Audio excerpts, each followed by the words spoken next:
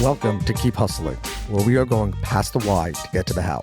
I'm your host, the always hustling Aaron Gordon, aka NY Risk Advisor, aka Mr. #Keep Hustling.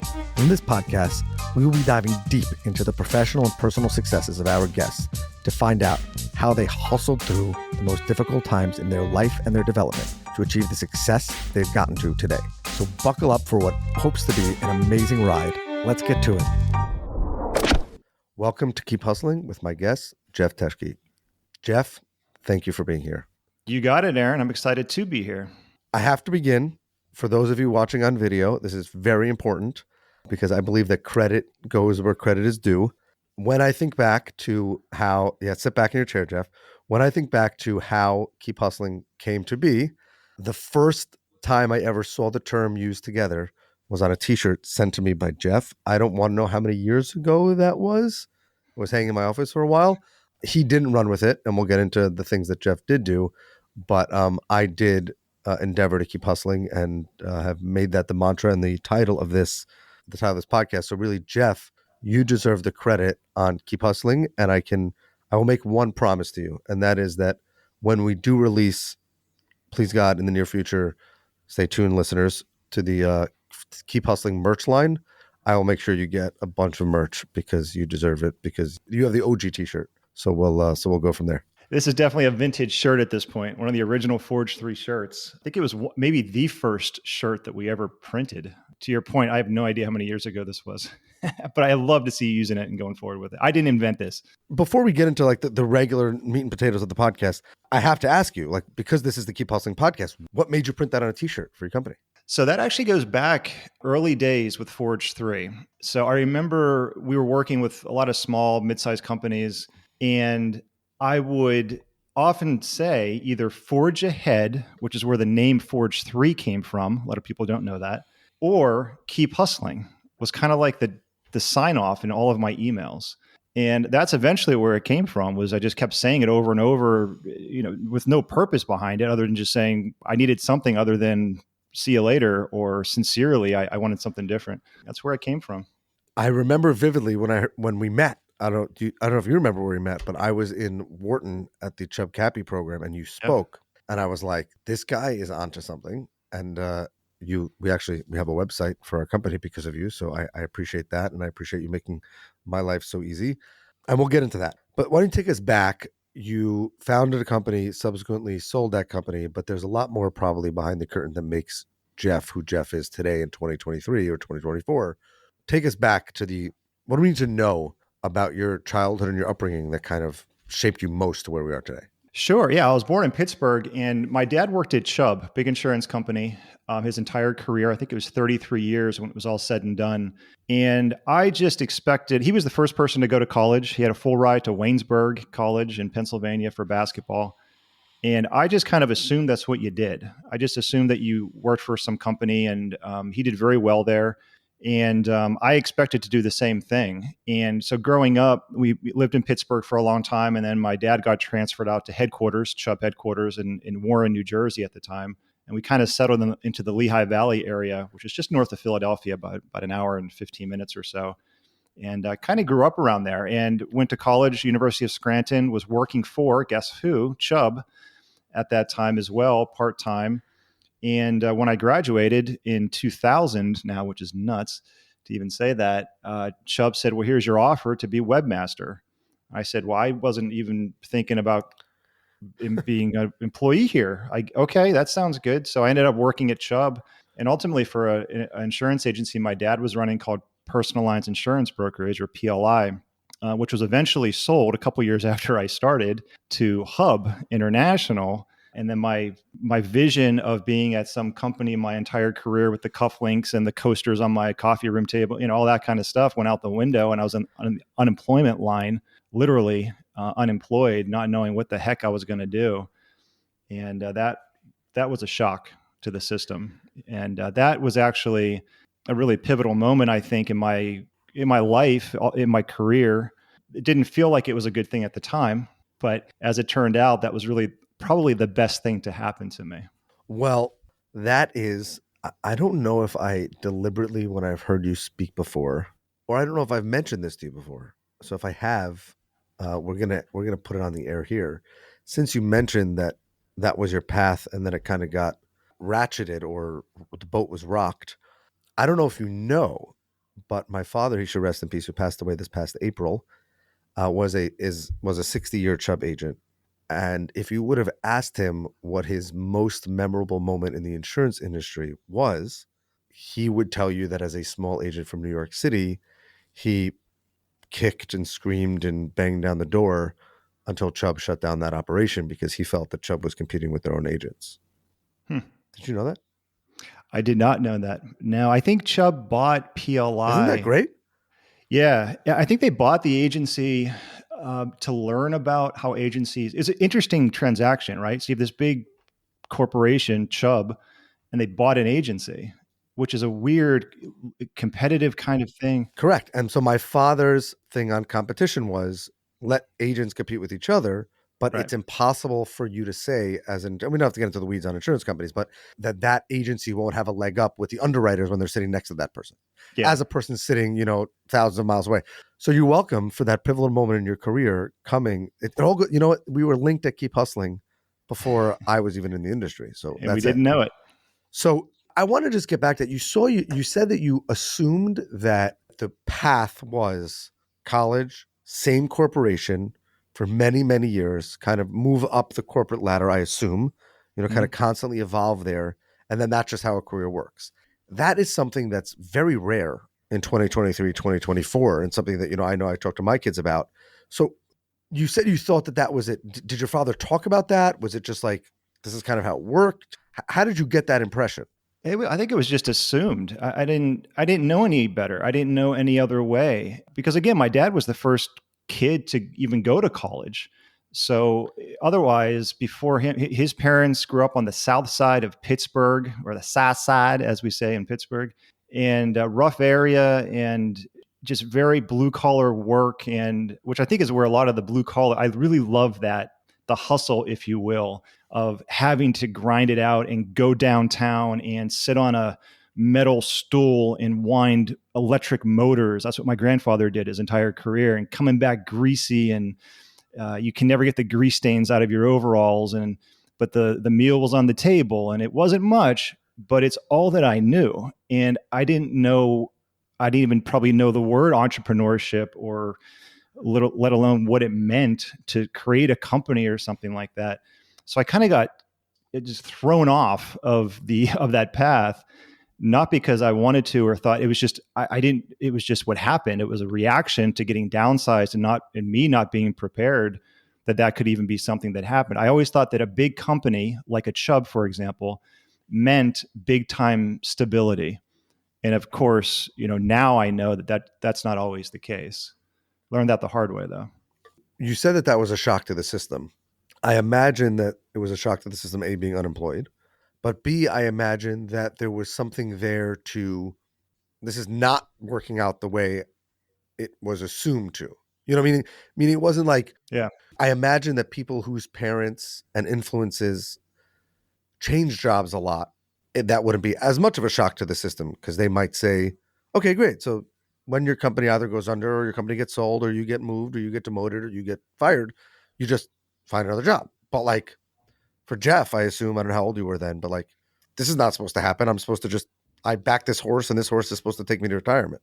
Yeah, that's exactly right. I didn't really have a plan B. I just assumed that's what you did. And also, all my buddies from college did the same thing. We all did the same thing. It was, my friends were working on Wall Street right out of school, and big consulting companies, and those types of things. Some went into the family business, but it was just what you did. It's, you're a senior in college, and you go to your counselor, and they're like, well, here are the job opportunities. I'm like, well, I'm already working at Chubb, and here's my offer. They're like, well, that's great. Do that. And there wasn't a lot of talk about other options or creating companies or anything other than kind of just going in that direction.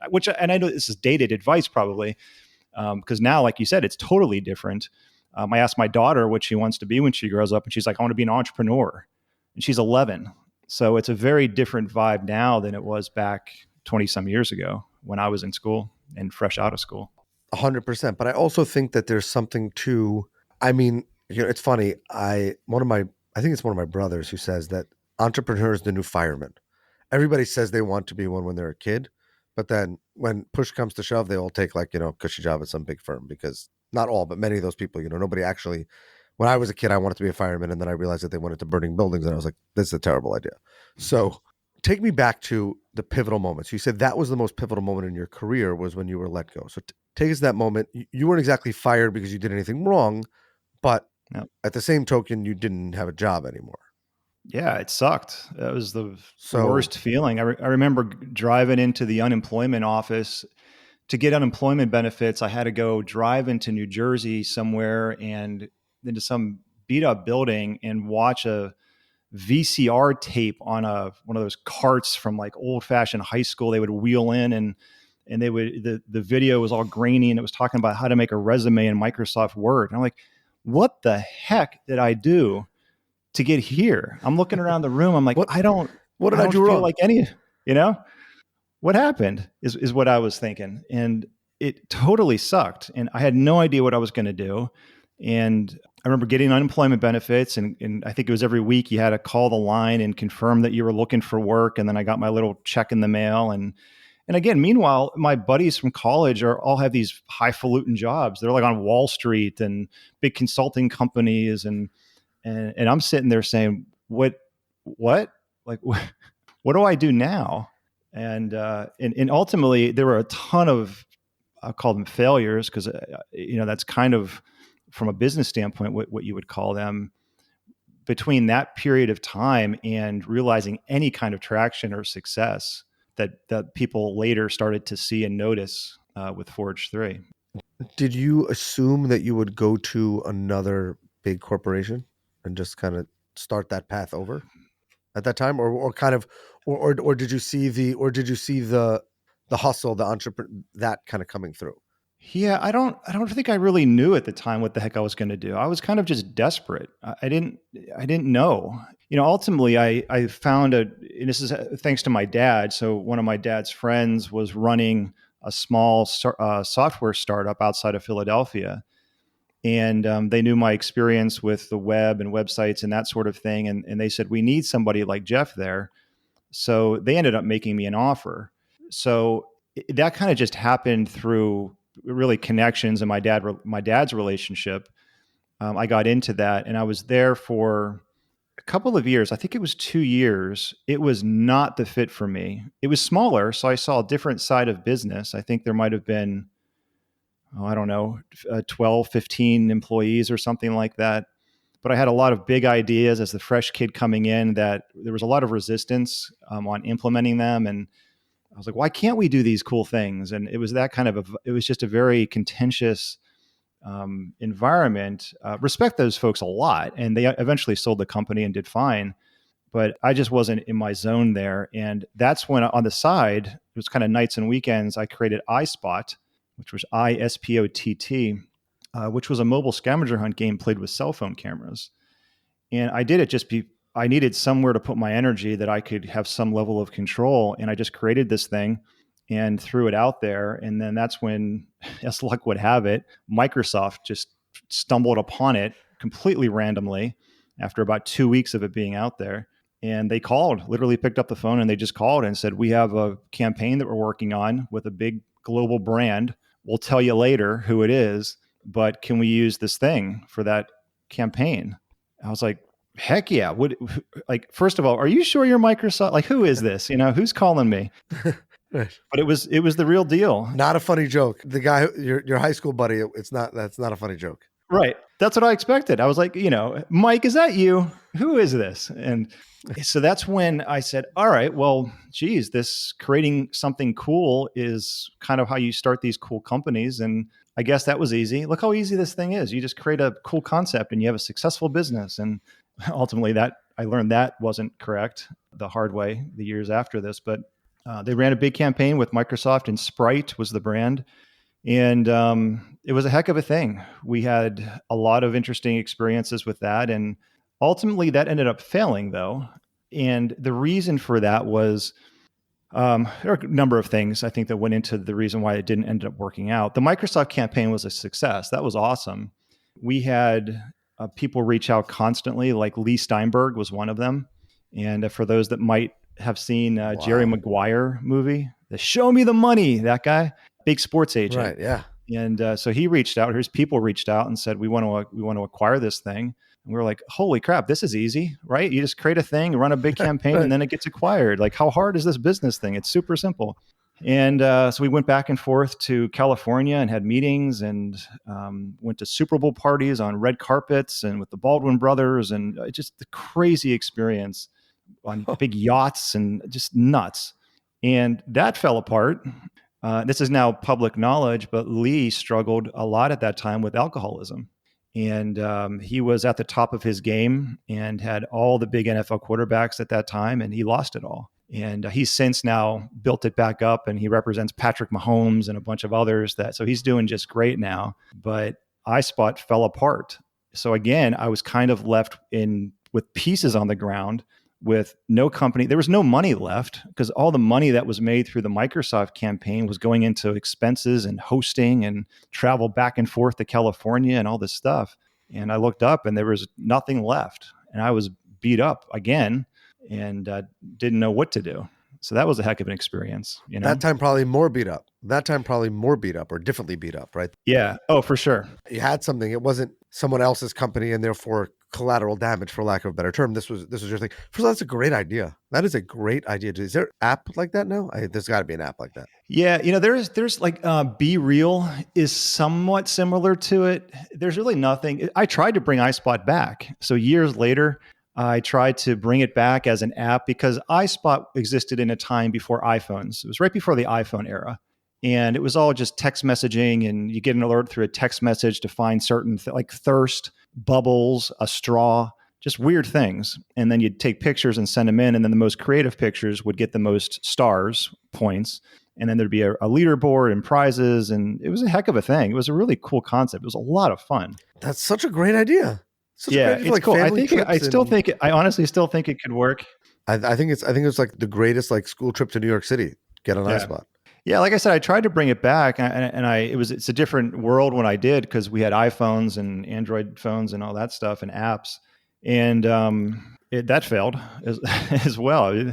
So I invested and tried to put, I don't know how much, it might have been 50 grand or 60 grand or something into a development team to build out the app, and it took forever. It never worked. It crashed constantly. It was just a never-ending struggle. So that didn't work out. That didn't work out either. And you start to wonder, and if this whole thing was even meant for me to do. Maybe I just need to find some job again somewhere, and maybe it's a little bit harder to have a company and create things than I once thought it was. I am blown away by the fact. I wasn't counting. I should have been counting from the beginning, but at least 3 or 4 times in this conversation, probably more, you have used the words of "that failed" and "that didn't work." And yet, I know, and spoiler alert, end of the story, Jeff created a company called Forge 3 that my family has been a buyer, user, partner of for, I guess it's close to 10 years now, or maybe a little less. Ended up selling the company. I assume you would call that one a success. Is that correct? I think so. And it's not that it's a complete failure, because you do learn things through every single one of these things. What doesn't kill you makes you stronger, which is why I don't have any regrets in life, because everything that you do up until this point gets you to where you are, good, bad, or indifferent. But from a business sense, if you just look at it objectively, well, when the company goes to zero and there's no more money to pay the bills and you don't know what else to do, like, it's a business failure. But I think there's always information that you can kind of take from those things. And that is keep hustling, right? That the idea that failure ends a person or ends a journey, I think is something that we're learning more and more. And the more I speak to people and the more I'm learning from successful individuals and entrepreneurs and business owners, is that every failure could be a bump, but there's no such thing as the end as long as you're hustling, as long as you keep going, or as long as you're saying forging ahead, as long as you said, forge ahead. And I think that your story is really, that's what's incredible about, and that's what I'm learning here, is that I'll tell you the other interesting thing about this is I've known you for a number of years, and maybe when I heard you speak the first time, you might have mentioned some of those things, but I say this guy is the ultimate entrepreneur, started a company, had it for 18 years and then sold it. after growing it to a very successful endeavor. So I think that that's what we often don't see is what's behind that curtain. And sometimes, if nothing else, we can learn that everybody has those stories, and therefore there's much more than what meets the eye. And I think that, your story is definitely one of those. So what made you start Forge 3? What made you get back in the ring? So I want to go back. You kept thinking maybe I should just go and get a regular corporate job, but yet you didn't. So why?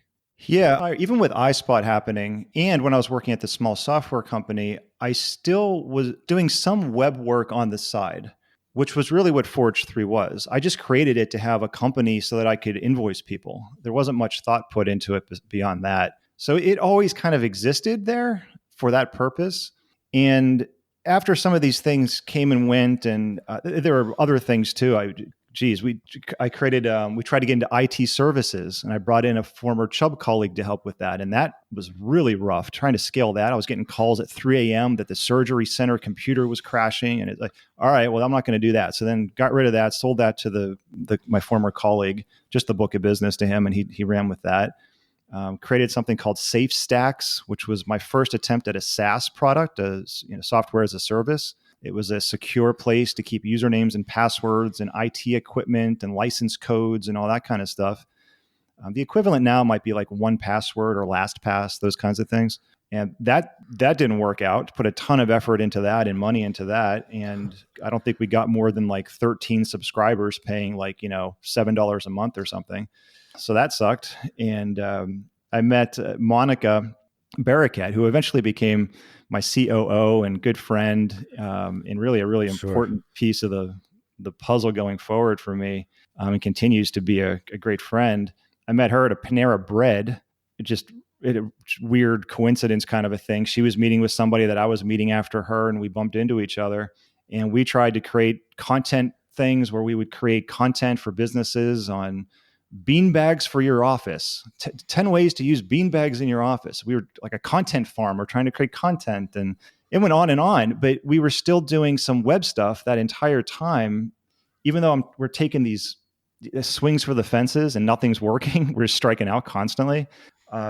She started to be there during this transition to being kind of niched down. So we basically took what we were doing with the web stuff. She was a subcontractor. Then there were more subcontractors. Then eventually like the first employee. But we were just building websites for people because I needed a way to make money. That's where this came from. It was just it was desperate way it's what I knew to do. So I was going to do that until I figured something else out. And that's really where Forge 3 got its very early days. And we were a very generalized company, just building websites and eventually doing digital marketing for all kinds of businesses, nothing specific, until 2016. 2016, I was just frustrated, man. So it was 2004 to 2016. I'm looking at my like tax returns, and I just see like a flat line. Like I'm not going anywhere. It was fine. It supported the lifestyle and the family eventually and all that kind of stuff. But I'm like, what the heck am I doing wrong? I'm reading like, these articles about the $4 billion man. And, this woman created this incredibly successful company. I'm like, how hard, what am I missing? I can't even get my line to go up a little bit. And almost out of desperation, I said, all right, guys, it was me and maybe two other people or something. They were probably both subcontractors. I said, we're just going to go off site. And we rented a free space at the Capitol Blue building because it was free. There was a yoga class happening outside the windows. So we had sweaty people posing in all kinds of interesting positions right outside our window as we're trying to meet. And I said, let's take what we were doing with websites.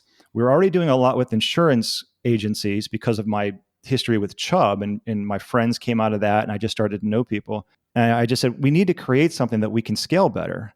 We're going to call it Active Agency. Here's what we need to do. Here are the buckets of content.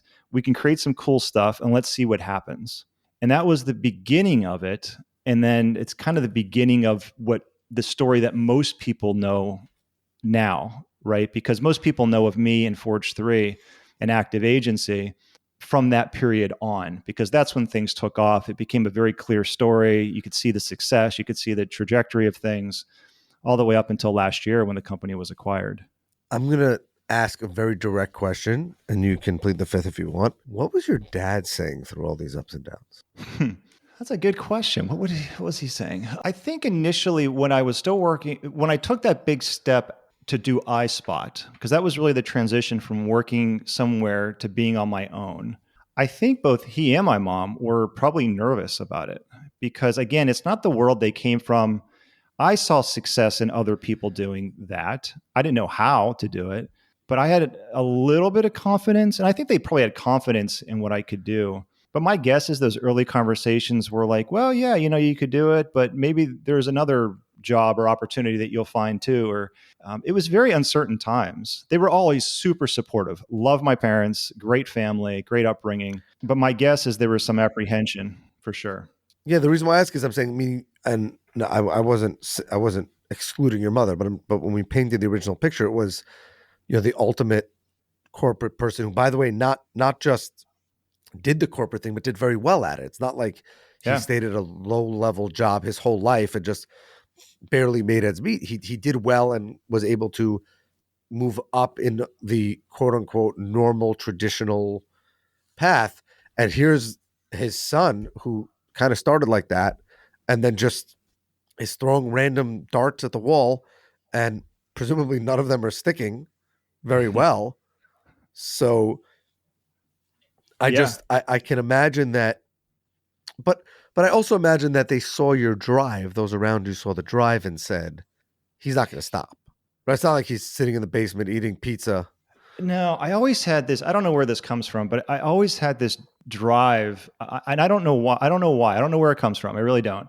I don't quit. I just don't. It's not like it's not because I read a bunch of motivational books and quotes and that keeps me going. It just I don't need any of that. It just I like solving the problems. I like challenges, and for me, I think it was that it's probably the hook of the challenge of it of trying to figure it out that initially intrigued me enough to keep going through it, even though it was absolute hell. I mean, these early years were the least enjoyable thing like you can imagine, but eventually you turn the corner. And my guess is a lot of people, I think, quit prematurely. And it could be, you could say, well, if you quit after 10 years of doing it, is that premature? In my case, yeah, it would have been because we didn't turn the corner until what, 12 years after Forge 3 was a company, right? So how do you keep going when you realize that you have to hang it up? Meaning you did shut some things down. And I'm not saying that you quit. You kind of you were quitted, for lack of a better term, but like, the game ended. You got to the last level and the game ended. Yeah.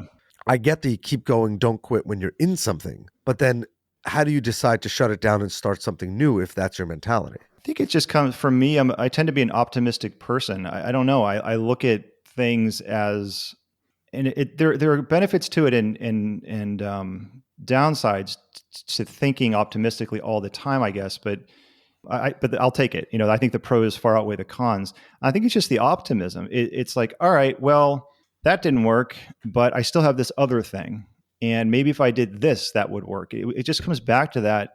I just always believe that there's something better ahead. The best days are ahead. They're not behind, they're ahead. And for whatever reason, that ends up keeping me going. I remember I was on the way, I was commuting to the small software company before I created iSpot. And I was doing websites on the side and nights and weekends and all that. And I would do calls. It was an hour commute each way. And I was do calls in the morning and calls at night with clients. And my one client, he said something I'll never forget. He said, "Why are you still working there?" I said, "Well, I don't know. I don't know. I just felt like I don't know. That's what I do." And he said, "Jeff, you can figure it out." He's like, "What's the worst that's going to happen? If it doesn't work out, you can always go back."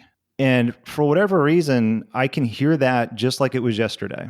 And it's probably 20 years ago at this point. But that's true. It's like, what's the worst case scenario? I'll figure something out. I can go get a job somewhere if it doesn't work out. But I also don't want to have regrets if I don't try it. And as luck would have it, that's when iSpot happened and all of that. That is keep hustling. Yeah. My goal here and what I've learned is that if you realize that you can figure it out, you will figure it out. I don't think that there is any person, barring the severely physically and mentally ill. So I'm not talking about those unfortunate cases. And I think that you could figure it out. It might require a pivot. It might require however you want to look at it. But every person can figure it out as long as you keep going and keep hustling. And I think that your story is one that shows us that, because you kept going, and then you had this thing on the side. And I bet, because that's how entrepreneurship works, that when you started the other things as Forge 3 was still in its infancy, the other side hustles, quote unquote, you actually thought that Forge 3 would not be your key to success and that one of those would take off. And yet, in the end of the day, as long as you kind of just keep the boat moving in that direction, that's how the success comes. Ultimately, Right. It might take time. Some people it's shorter than others. Some people it's easier than others. Yeah. Yeah. And there's a certain level of desperation, I think, that you feel that you're kind of, I felt like I was backed into a corner and I didn't have any other way to do it. It's when, I know you come from an immigrant family, as do I, and a lot of others listening to this. And I was listening to one of your previous shows, and you talk about being tough. Well, if you're coming over on a boat and you got a shirt on your back, well, what are you going to do? Like, your back's against it. You have no other option. So if you compare this quote unquote desperation that I'm talking about, it's nothing compared to that. Right. Even though there's this internal motivation to want to get out of the corner and move somewhere. And I always admired the Inc. 500 list and all these cool companies doing. I just always wanted to be on something like that. I didn't know how to get there, but that alone was enough to just keep me motivated and pushing forward to eventually realize some level of success later on. Jeff, you deserve the t-shirt. You deserve the mantra. You are the very definition of keep hustling in my view, from a professional standpoint, to keep pushing through in your personal life when all that stuff is going on. So really, thank you for being here. Thank you for sharing your story. Thank you for being so open and honest about the failures that we're calling bumps in the road and not real failures, but those challenges that you faced.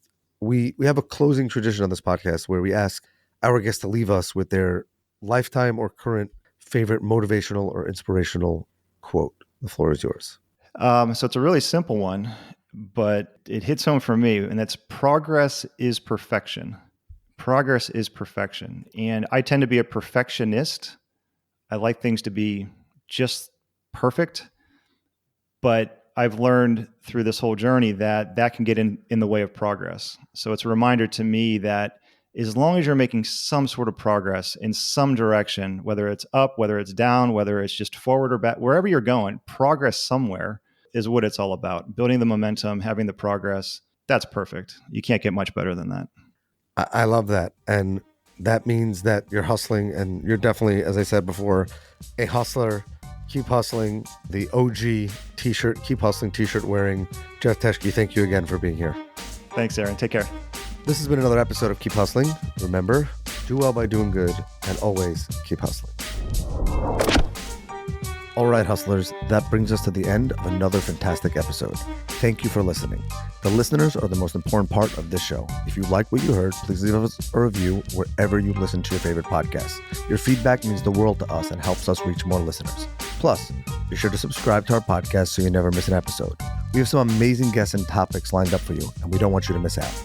And finally, if you have any suggestions, comments, or even just want to say hello, please feel free to reach out to us on all social media platforms. We are Keep Hustling Pod on Instagram, X, Facebook, and LinkedIn. We would love to hear from you to continue the conversation. Thanks again for tuning in and supporting our podcast. We truly appreciate each and every one of you. Until next time, stay curious, stay hungry, and keep hustling.